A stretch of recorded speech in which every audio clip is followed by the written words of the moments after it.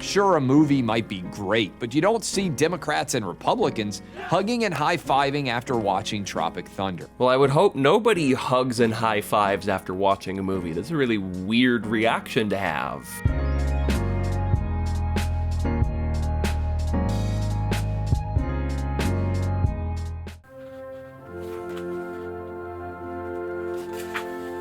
Oh, hey! Didn't see you there. Welcome back to another episode of the Socialist Power Hour. Today we're going to be talking about Pokemon Trevor, what Red. the f*** are you doing? Sorry, I told Piley, you to I didn't stay know away you were from here. our camera I equipment swear with it's your not what it stupid looks like, nonsense, but- you fuck. What's up, y'all? Welcome back to another episode of PragerU. You've got to be kidding me. While the video you just clicked on implies what it's about, at time of recording this, I ain't got no clue what I'm about to watch. And that's because I'm leaving it all up to Lady Luck. Each number on this dartboard is assigned to a different PragerU video. I'm gonna throw some darty boys at it and react to whichever video it lands on. Sounds good? Good, I'm gonna move on. Okay, here we go. Oh, fuck. Oh, Jesus. Okay, number 16. All right, all you sports ball fans out there, we have a special treat for you today. We're gonna be reacting to politics and sports. Keep your hands off my football. Can't wait to see them complain about fucking peaceful protests. So, with that all figured out, let's turn it on over to Reaction Room, Piley. Take it away, bro. Thanks a lot, Dartboard Piley. So yeah, the video we'll be reacting to today is politics and sports. Keep your dirty hands off my football. Up front though, I want to do what I've seen other YouTubers do in reacting to PragerU videos and try to predict what their arguments will be. I'm sure he'll find some wild non sequitur to make or what have you in this that I won't see coming. He'll throw me a curveball, if you will. But for the most part, I have a feeling this video will focus on two main bad arguments. One, he'll act like politics and sports is some sort of new occurrence, which it just plain isn't. Like, sports and politics have always had a connection. Quick example, some professional sports leagues used their leverage to get Georgia to start desegregating in the 60s. Pretty neat, if you ask me, but moreover, it suggests that there has been a historical link between these two things, and it's not some newfangled cultural Marxist plot. Or two, he'll define political as thing me no like for the purpose of trying to force his preferred set of politics into sports under the guise of it being common sense or apolitical, which is an attempt to weaponize the political burnout of everyday viewers to maintain the status quo. So yeah, let's get into it. When did sports get so political? What did I fucking tell you? The first words out of his mouth are, this is some sort of new occurrence. I'm dumbfounded. Okay, so one easy point in the opening seconds. Let's see where this goes. When did ESPN become MSNBC? When did Colin Kaepernick become Mahatma Gandhi? Wait a second. That's a really weird argument to make. Because at least with the previous example, ESPN is an institution that's, subject to change over the years. But Colin Kaepernick's his own person, who's perfectly free to have a political awakening, right? Like, to answer your question, when did Colin Kaepernick become Gandhi? It's when he decided to speak out. Like, I think the argument he probably wants to make here is, when did our sports heroes start speaking out this much? But that argument would fall apart because some of sports history's most iconic figures are political. See Muhammad Ali, Bill Russell, Jim Brown, motherfucking Jackie Robinson, anybody? But again, he can't bring up that historical fact because it wouldn't fit his narrative that this is some sort of new, evil, nefarious plot from the wokes. Sports remains my passion and for 2 decades has been my career. I love that sports allows us a break from daily worries. I've always had an issue with this line of argument, mainly because I just don't see any contradiction between enjoying a sport and being reminded that things out in the real world exist. Like, it doesn't ruin my experience to have the broadcasters mention for about 30 seconds that there's this thing going on, or to have a shot of a player's cleats discussing a certain issue. Like, it doesn't ruin the game, it's just a teeny little part of it. This argument is particularly shitty because you could use its own justifying logic to say that things like Breast Cancer Awareness Month or that celebrating the armed forces might remind you of the horrors of war, draw you out of the immersion and remind you of the shittier things in life. Therefore, they need to be removed. Now, in those cases, I'm sure a lot of the people that don't want politics in sports would say, oh, well, no, those are different. We can agree on those. And to that, I'd say, aha, I caught you in my trap. Because you see, you don't actually dislike politics in sports or being reminded that things exist outside. You want to be catered to in the things that people are talking about on screen. Like if suddenly every touchdown celebration became praying, or if a bunch of athletes started wearing cleats with Bible verses on them, you would praise that shift, especially if it came from some sort of institutional incentives. Just want to point out that sleight of hand to folks. Sports brings together people of all backgrounds to root for the home team.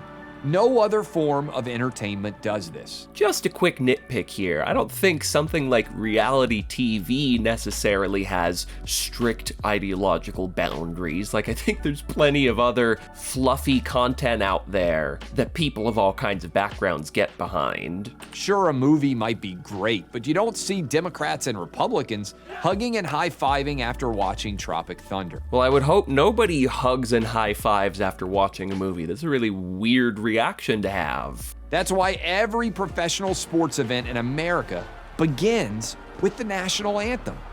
When you stand for the anthem, you are not only cheering for the home team, but for the nation. In short, we begin every sports contest united. This right here is the perfect example of how nefarious this desire to make sporting events and a political space ends up being. Like, what if I was a Native American attending a football game whose ancestors were forcibly removed from our homes time and time again, whose populations went through literal re-education camps, and whose cultural or literal livelihood were systematically attacked, not to mention whose oppression is ongoing and whose history of oppression is downplayed and disputed by one political party and finds little recompense from the other political party representing that very flag. And let's take it one step further and assume that said Native American person is at a Dallas Cowboys football game against the team formerly known as the Redskins. A symbol that likely not only reminds Native peoples of their long history of oppression, but also acts as a symbol of much of the country casually kind of ignoring that whole history. Does that person not have reason to be a little frustrated at things, or perhaps not feel super satisfied with the symbol of the flag? And does that person also not have a right to desire an America where their oppression is the thing of the past, so that they can feel welcome and unified in this country?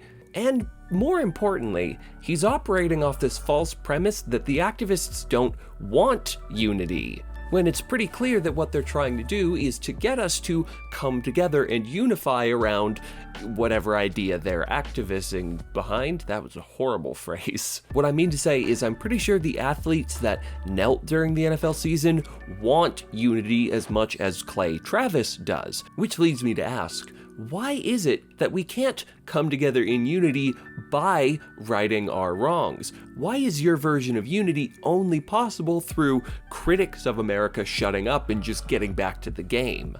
Because his desired outcome here is not to have us work things out so we can come together. It's not to right our wrongs so that these disparate groups can feel welcome in this moment of unity.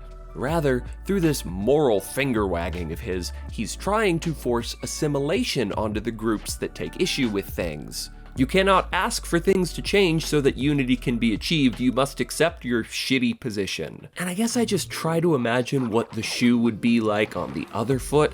Like if several administrations in a row started restricting the religious liberties of Christians, and I mean restricting liberties in the literal sense, like not allowing Christians to vote, not the lame Republican excuses for religious liberties like, I should be able to discriminate in my business. Like, I wonder if that actually happened in real life, if he would continue to have a problem with people protesting during the anthem, or if he would all of a sudden change his mind and be totally in favor of this non-violent form of protest. Unfortunately, the unifying power of sports is being trashed.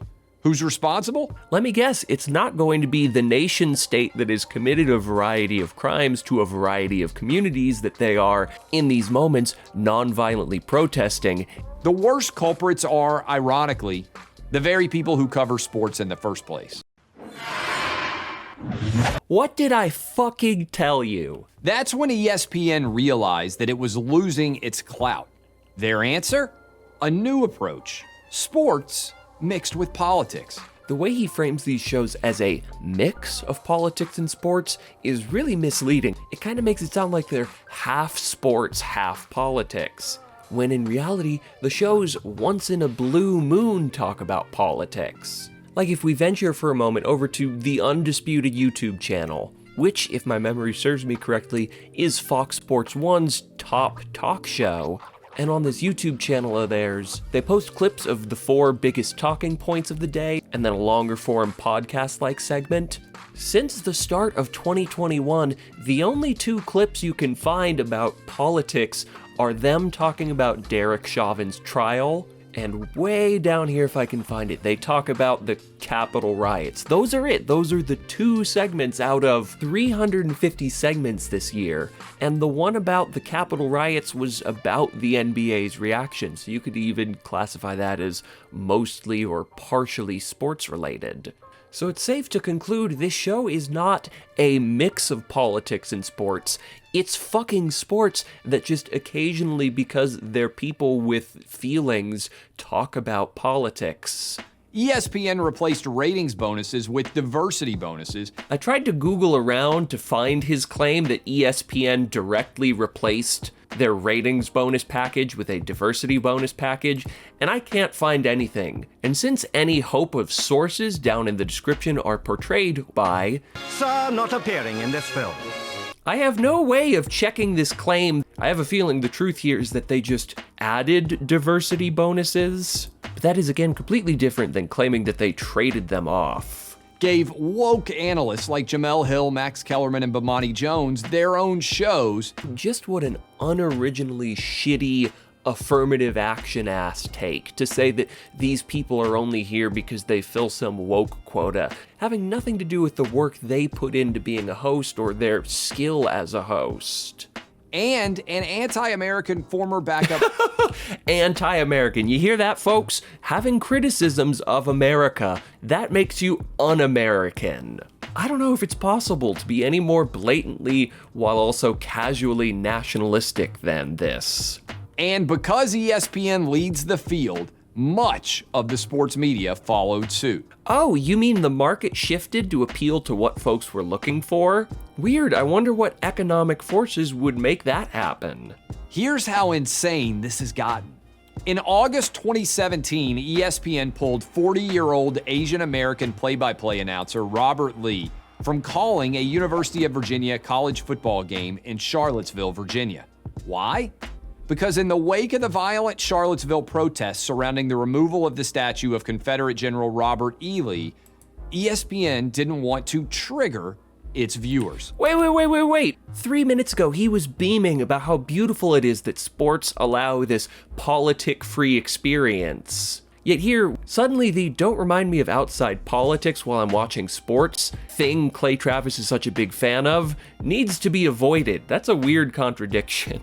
And to respond to that specific story itself, I don't know. I don't see why we need to treat it as some sort of massive injustice. They didn't fire the guy because his name was Robert Lee. They just moved him to a different game. So how's this new business strategy working out for ESPN? Since 2011, the network's been losing about 2 million subscribers per year. It hasn't turned out any better for the NFL. The league has lost nearly 20% of its viewership since 2016. First off, as a man like Clay Travis, who's currently profiting off the boom of sports media, should know, it's impossible to talk about ESPN's lower ratings without acknowledging how the market has been expanding. Like, for years, they were the only network that had such consistent coverage. But now you not only have other big-time networks with 24-hour coverage, you also have online media. Like, there's plenty of YouTubers I follow that just do sports. And if that part of the market didn't exist, maybe I would be watching ESPN, who knows?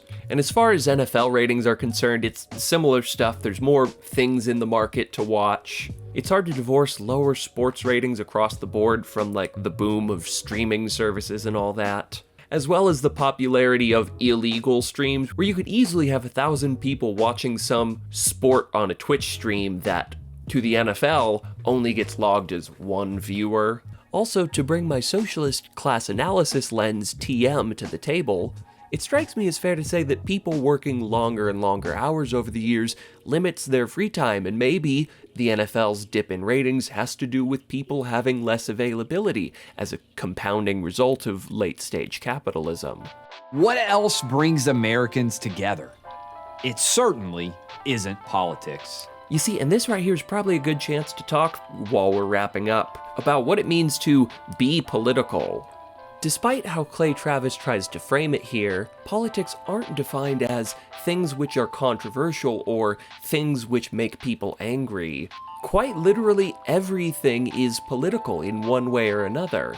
Like, and I obviously use this as an example, this is not a political belief I hold, something like Breast Cancer Awareness Month is political.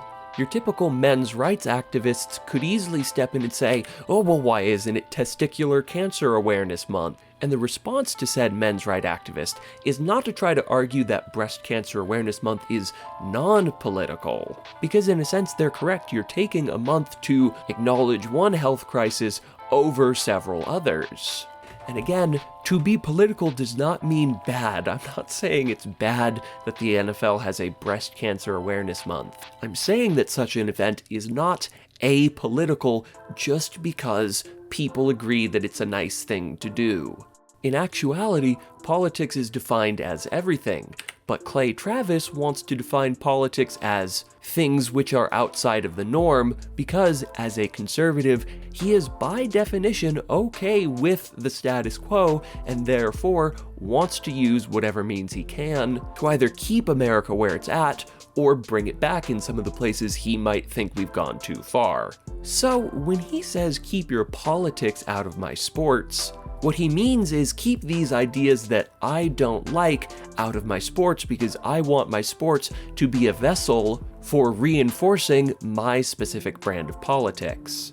Like, he's totally okay, and even in this video, speaks very highly of like the military ceremonies before every game, even though the US military is, believe it or not, kind of controversial.